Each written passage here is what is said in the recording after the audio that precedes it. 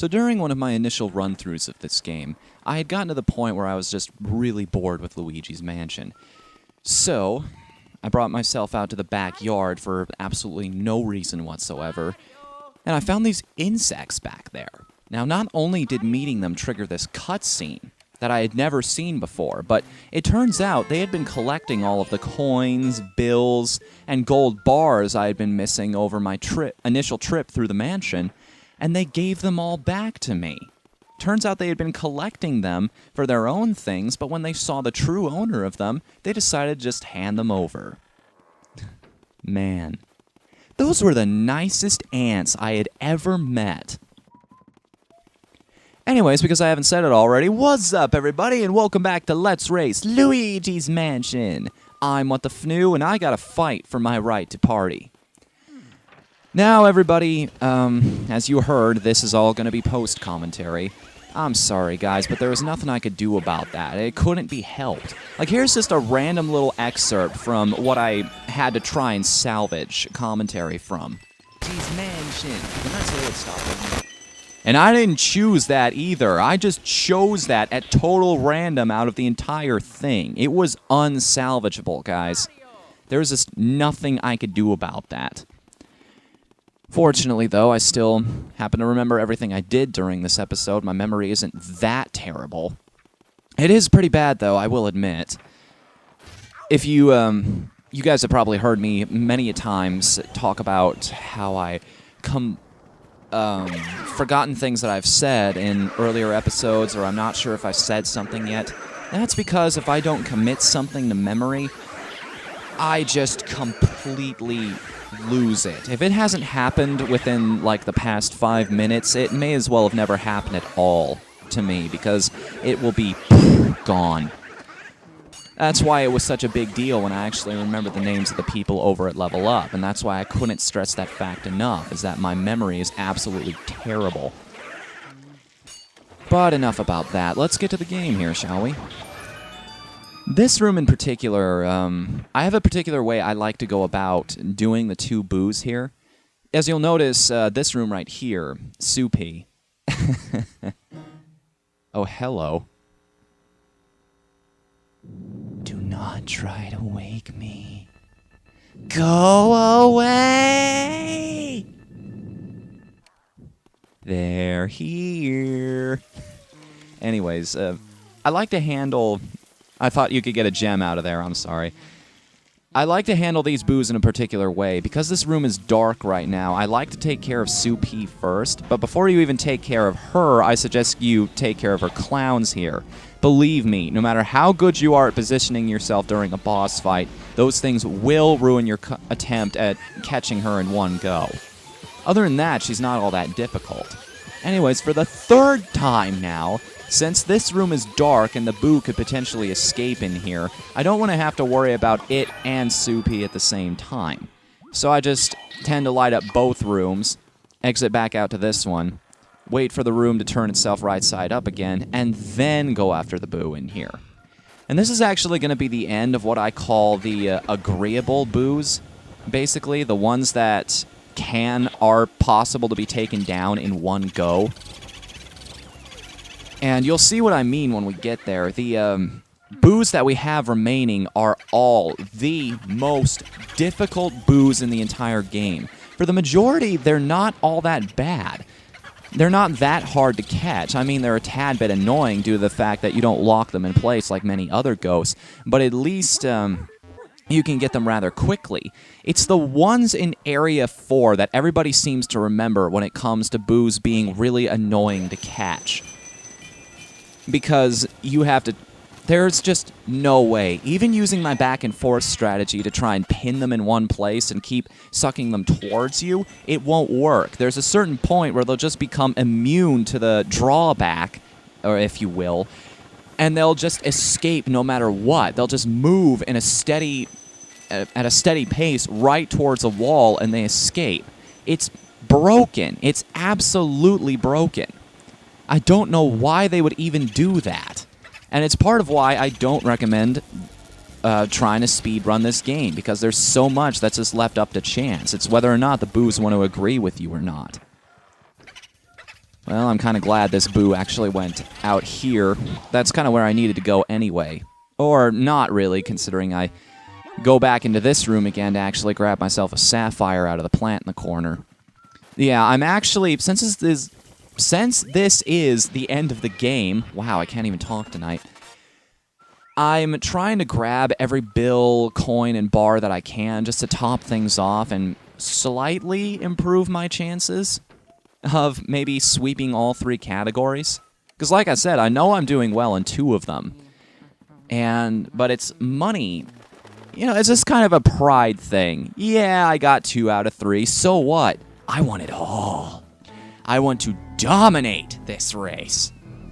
But I honestly don't think that's going to happen because those guys are already, like, I'm already over here, and I'm still only about tying them, Josh and Attacking Toucans, in terms of monetary value for what we've collected thus far.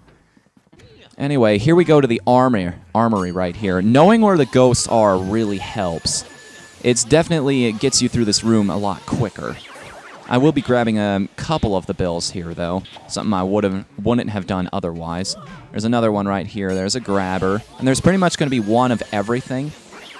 I like to call this the, the final exam chapter. Basically because, well, you've got rooms like this where it tests you on pretty much everything that you've been through so far. You have Soupy, who tests you on water. We have a portrait ghost in the next room who's going to test us on ice. I don't think there's anybody who tests you on fire, though, unless I'm mistaken. No, you had to use fire in the room leading up to Soupy. So yeah, I guess you've had a little refresher course on everything.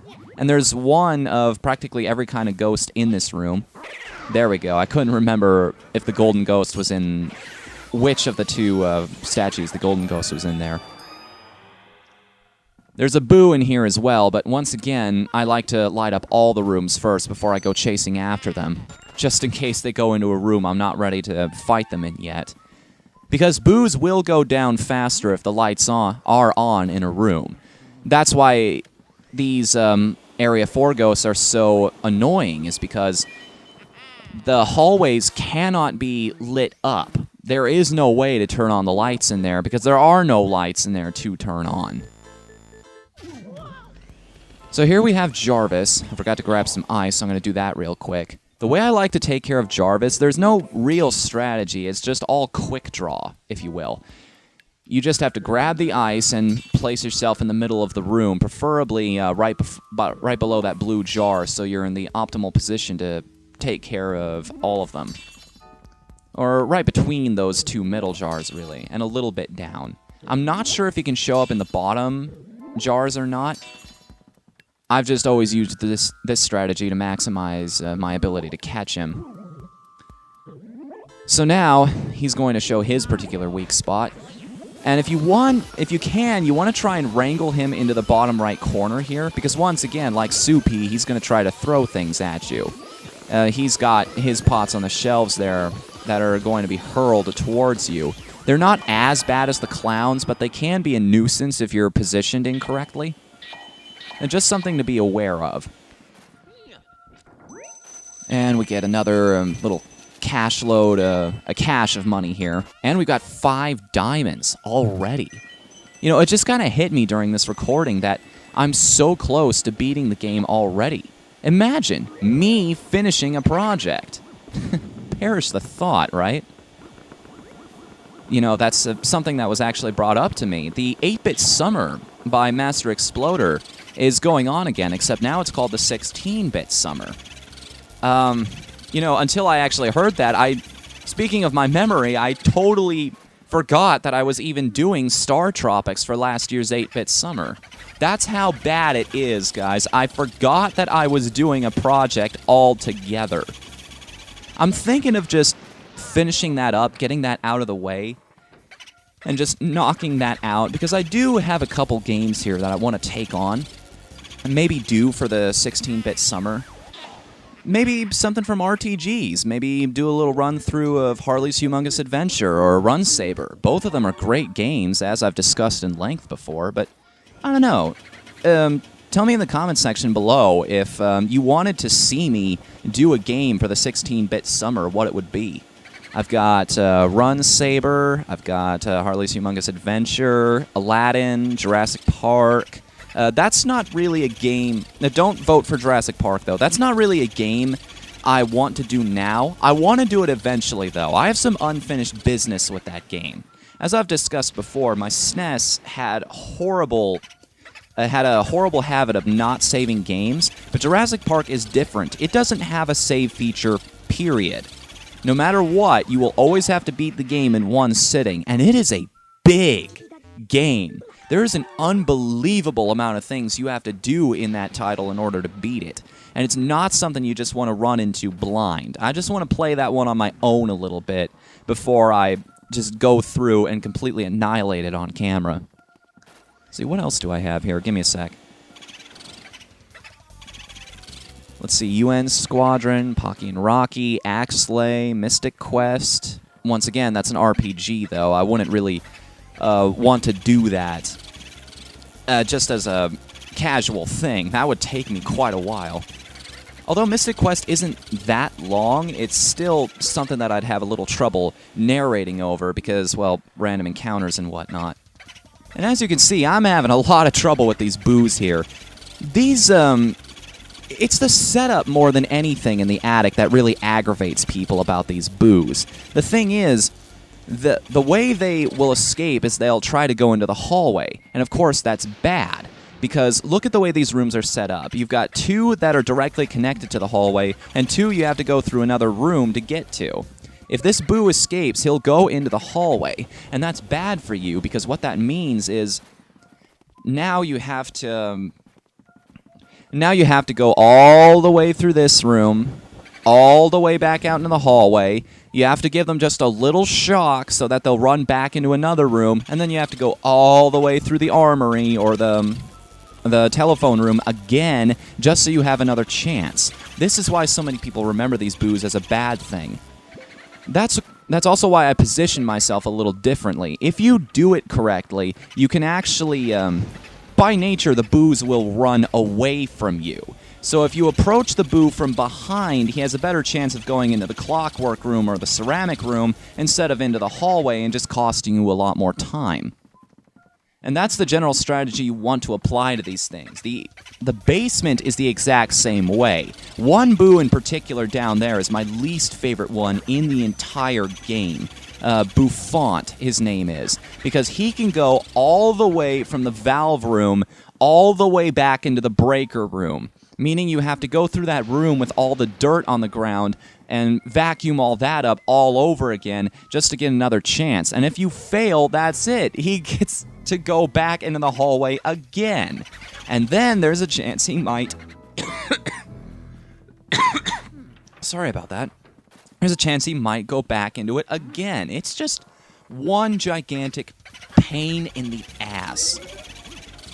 It's my least favorite part of this entire game, which is a shame because it is a great game. As I've discussed before, as many people have discussed. Like, it was panned by a lot of gamers. I don't know what they expected. I mean, we saw trailers for this leading up to the actual release of the GameCube. You know, back in the day when E3 was just kind of... It wasn't really the media sensation it is today. It was just kind of one of those video game exclusive things. Those were interesting days, weren't they? Back when normal people could get into the show. We can reminisce about the past all we want, though. We just kind of have to deal with the future. At least, practically everybody and their grandmother live streams it these days. And that's one of the saving graces. I guess that's the trade-off for it. It is a better event for the fact that they don't allow absolutely everybody in there. Like, I could get... Well, I've got all the time in the world. I could discuss about that. I do think it is a better show for the fact that it doesn't allow absolutely everybody in there. It's more exclusive. Companies have more of an opportunity to focus on exactly what they need to put into the show, which is, you know, their products. They don't have to worry about so much of the showmanship of it. They don't have to appeal to the common man that they have to worry about being there. Most of the people that do show up are professionals, and all they care about is the product. So in that sense, I think it's a good thing. I've been getting. I know that doesn't sound like a very gamer thing to say, but really, I've been trying to get myself more into this mindset lately. As most of you are aware by now, I am a businessman now. I am starting up my own video game company, so I'm trying to think of things more from both the gamer perspective and the business perspective. Because, you know, if you had to break things up, I'm more of the idealist. I always like to think of things that I would like to see from my company, or maybe other gamers would like to see from this company. But then we have Hidden in the Truth, who is more the business type. And in that sense, we really balance each other out. I come up with a whole bunch of ideas he never would have thought of, and then he reminds me to stay a little down to earth and remind me of the fact that we wouldn't make any money doing that. So that's just kind of how those things break down. Anyways, I've been anti-talking about this room here. This is the Valve room. I forget the actual name off the top of my head because I wasn't looking. Kind of agitating because you don't have a whole lot of room to move in, and you got all these grabber ghosts, plus these little green ones flying around here, who will just agitate you to no end if one of them hits you. Here he is, Bouffant. That one started off beautifully. I locked on to the ice element ghost right away. And that's something you really don't want happening when you're actually catching a boo, because Luigi will be stuck on the element ghost and he'll completely forget about the boo, even though that's what you would call the priority target. So this is what you do. You just give it a quick... When a boo goes into a dark hallway, all you do is give it a quick shock, and then it'll immediately fly into one of the other rooms. Thankfully, Bouffant is a little slower than most of the ghosts for some reason. So he's a bit easier to whittle down. I think I actually catch him right here. Nope, I don't. Yeah, he's going to laugh in my face. I'm going to try and catch him. I made a major mistake there. You actually want to swing around the guy over to his right so that he doesn't go into the breaker room again, but unfortunately I was caught in the spur of the moment, which is the worst thing you can possibly do when you're a speedrunner.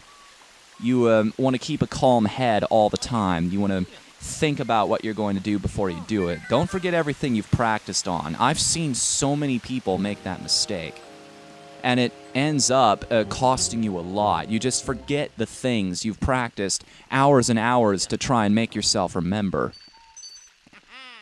Like, one thing I always constantly forget about when I'm doing this game is the locations of some of the spirits in hell. Even in the future, I did it. I forgot about the one in Nana's room. I actually totally forgot about one of them in one of the hallways. I will never forget about Sir Winston, though, I'll tell you that much. This guy, I don't think it's even possible to gold rank Sir Winston on a normal mansion run. I don't think it's possible to get him in one go on a hidden mansion run. He's just tough. Like, getting into the point where you can catch him isn't the hard part. It's actually just trying to suck him up, because his resistance is so strong. I mean, look at that. 36? That's pathetic. And look at that. The way this room is set up makes it even worse. I mean, you're slipping and sliding all over the place. The controls just feel off. Like, it's not to the point where most people would notice it, but it is generally a very hard thing to focus. Generally will screw you up. I mean, look, Luigi's sliding right there. I can't help but think there's something wrong with the controls in this room when you're trying to catch Sir Winston. Like, maybe I have to hold the stick for longer than I normally would. Maybe it would be more effective to actually hold the direction I'm going in instead of rapidly tapping it, because that's the way you have to move through this room. You kind of have to force yourself in every direction you're going. It's something I've never really tested on, and it's something that didn't really hit me until years after I was done with this project. I'm gonna try that out on my own terms, on a personal playthrough, and I'll get back to you on that. I'll let you know how that worked out for me, if it's more effective or not. So anyway, we've got 3 boos left. 2 of them escaped into the breaker room, I think. And then we've got this guy right here, who you think would be an agreeable boo, as I call him, due to the fact that he's got less health, but no, it's not like Buffon where he's slower. He's still just as much of a pain in the ass, and the worst part is, once again, the ice in that room. It just makes it harder to catch the boo because you can no longer do the circle strategy to constantly catch them on the edge of the suction. Now you actually have to use the C-stick to first break the contact with the boo and then catch him again. So yeah, Area 4's boos suck, in a nutshell. They are just absolutely the worst part of this game. The sooner you get them out of the way, the better. I didn't really discuss this. In this room, I have a strategy to bypass most of the dirt. You have that arrow off to the right, which you can use to get up on the ceiling, but the problem is that's a one-way ticket. Getting back out through the room again is not nearly as quick as it is getting through it the first time. The return trip is harder than the initial, the out trip is harder than the in trip. That's what I'm trying to say. At least it's easy to find boos in the breaker room. Really, the chances of you not finding a boo in one of those barrels is slim to none. It's rarely ever happened to me. Also, I want to discuss something about this room. That boo's name, Booby Hatch, is that a reference to something? Like, is there a psychopath that went by a name like that or something? Because he says things like, boonatic, I'm a stark raving boonatic, or crazy boo walkin'. So I can't help but wonder if that's like an in-joke with the developers. Is there somebody who has, like, the last names B. Hatch, or if that's a reference to a famous psychopath or what have you? I checked that on Mario Wiki. Even they don't have any information on that in like the trivia section or anything. So if somebody knows, I'd love to be made aware. So anyway, now we make the long-ass trip back up to the cellar again. Unfortunately, there's no quick way back up the mansion, just down using the mirrors. And we're going to fight what is technically the Area 4 boss. Ladies and gentlemen, at long last we have Van Gore, and you will be treated, and I use that term loosely, to my absolute worst voice, period. My French accent. Anytime now. You filthy swine! You're blind to the life I give my creations. Then very well, I will show you the mastery of my art! Anywho, Van Gore goes back to what I was talking about, how this is like a final exam area, and he's the quintessential example of what I define as a final exam boss. He's covering everything you've learned over the course of the entire game. He's making you fight just about one of every single type of ghost you fought up to this point in the game. Ideally, of course, you want to try and catch multiple ghosts here, and this is something I haven't discussed. Strategies you should employ when fighting, when trying to suction up multiple ghosts. Now, catching them is one thing, like actually getting them in the vacuum suction. However, the process of actually pulling them in is something a lot of people don't get. Obviously, it's the same sort of deal. You're pressing against the direction they're going in, but when you've got boos that fork off into different directions during the suction, I don't recommend switching mindset to what you think might be the next ideal ghost. This is kind of hard to explain. What you want to do is, if at all possible, you want to keep pressing in that direction if one ghost has stayed in that particular path of the particular direction you're already pushing both of the sticks. Because if you change directions, there's a greater chance of the ghosts themselves actually breaking the chain and getting away from you. It's kind of like the old adage goes, if you chase after 2 rabbits, you will catch neither. It's the same sort of thing here. If you, like what I did with the Shy Guys right there. I had 2 of them together. I had weakened those 2 the most already. So I just decided to focus on them instead of switching gears over to the one on the right. And that's basically the same thing you want to do whenever you're caught in a situation like that. Just focus on one at a time, even though there's a good chance you won't catch all of them in one go. At least that way you'll catch one instead of catching none. If that makes any sense whatsoever. And here's an interesting little fun fact about these bomb surprisers, or the ceiling surprisers that drop bombs. Unfortunately, I got nailed by one right there, but did you know that if you actually hit a bomb with water, it will nullify it? I'm not sure what happens if you hit it with fire, though. I'm pretty sure the bomb just would explode in your face in that scenario. So now Van Gore... Zutalor! Van Gore Zutalor is now completely vulnerable, and despite the fact that he put us through all that crap and we just fought what is the toughest portrait ghost in the game, Van Gore himself isn't all that tough. He's got about the same amount of resistance. Well, he's not quite as bad as Madame Clairvoya, but he is not really all that strong. He's weaker than Biff Atlas, even. You'd think he'd at least have that kind of resistance, but I don't know. Down here, we have the final boo in the game. About damn time, right? Boutique. C'est chic. Now, here's the thing, though. I find it kind of odd that they put the French boo and the French artist in the same room. Like, you could just say it's a coincidence and it was something they did because it fit, but I like to think that there's a bit more to this story here. Like, why the boos decided to free all of the portrait ghosts. Like, what brought them to this particular place? As we find out later, the mansion just sprung up overnight. Was this place and was this part of the countryside initially haunted? Were the boos already here, or did they decide to come here? I'd imagine there wouldn't be too many ghosts left around because we've got Egad just parked right outside in his laboratory. You'd think the first place he would have exercised is the perimeters of his own place.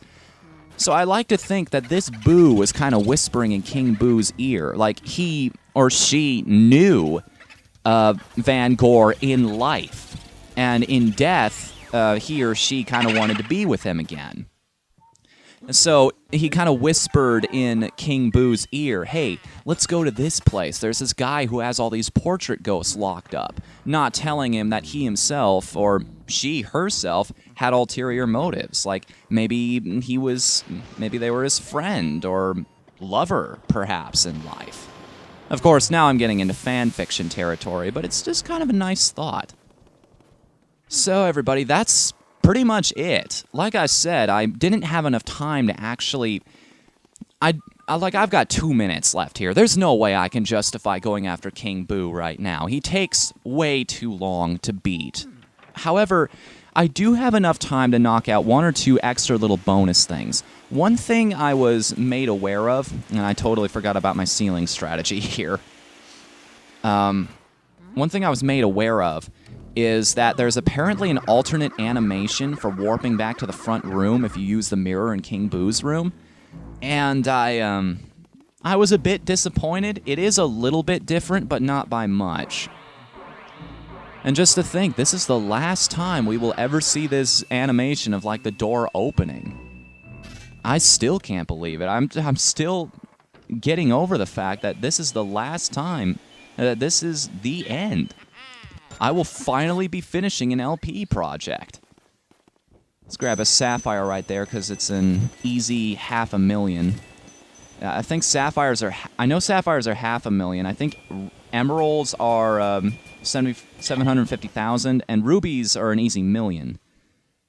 So we've fired this at the mirror here, and that was kind of a weird reaction from the mirror, wasn't it? It's not like the other ones where the reflection spins. It goes up, down, up, down, up, down, up, down. You gotta wonder, was that intentional, or is that just kind of a glitch? Because I noticed that happening with the one in the hunting room as well, in Area 4. Like, if that's just something specific to this part of the game. So anyways, that is the end. We've finished everything but the final boss. And it's just, wow. I gotta say, I'm kind of impressed with the work I did on this one. for a run where I kind of half-ass things in places, just look at my totals here. 15 big pearls, 5 diamonds, both gold gems. Closing up on 600 in terms of coins and the bills. I mean, for something I wasn't quite putting 100% in all the way, this is pretty good. This is a pretty decent run. I'm proud of how this turned out. So everybody, that is it. Next time will be the conclusion to this project. Will Luigi be able to defeat King Boo and end this nightmare once and for all? Will Mario survive the final encounter? Was I serious about those ants? Will I ever explain what generic cola actually is? What do you think? The answers to this and more in the next one. See you later, everybody.